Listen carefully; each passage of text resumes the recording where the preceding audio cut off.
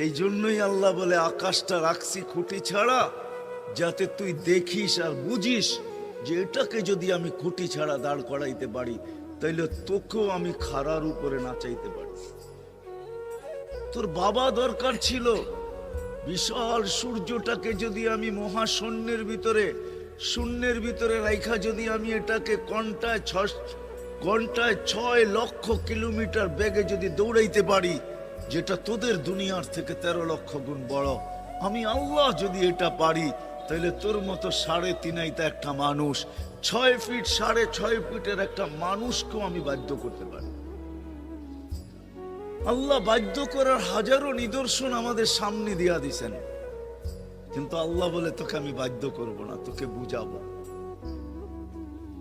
বিদায় আল্লাহ বুঝাইতেছেন আমাদেরকে। বিদায় কথা যেখানে শুরু ওইখানে আবার যেতে